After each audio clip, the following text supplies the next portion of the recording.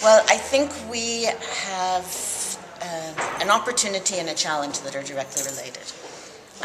The opportunity, and many people have said that in this workshop, is that we have a far, I think, larger constituency of support in development organizations and even in parts of the world at large, for gender equality and women's rights.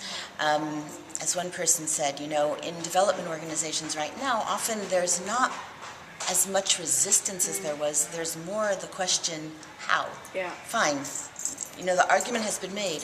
What can I do that will actually make a difference? So that actually places a new challenge on those who are specialists in or advocate for stronger action on gender equality, to be able to deliver what I've heard referred to as metrics and metaphors, right, that provide the kind of evidence and push so that practitioners can actually provide support that makes a difference at the country level, at the local level. That is the challenge. I mean, the point of gender mainstreaming isn't a goal, it's a process. It's not an end in itself. The end is gender equality and women's empowerment. So how do you actually make progress toward that goal? You need the metrics, you need the evidence, you need the measures, you need the practices that are both effective and efficient. And so that's an opportunity. The challenge, in part, is that we have a way of describing our work, the gender mainstreaming language, that is alienating.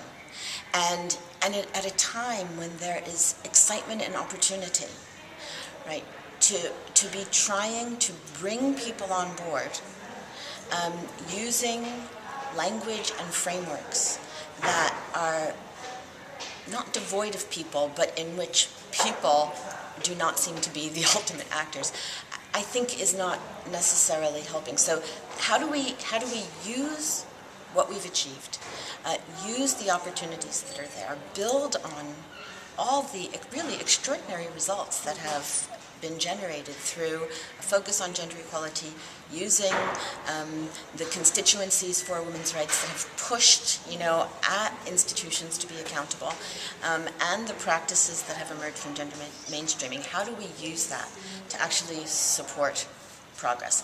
Lastly, one of the things that has come up in this workshop that I think is very important is that we need to have a much better understanding of how gender mainstreaming incorporates the voices of women, women's rights advocates, and women at community level by creating political space for women to dialogue directly with policymakers, because that actually is how change happens. And gender mainstreaming ultimately has to be about change.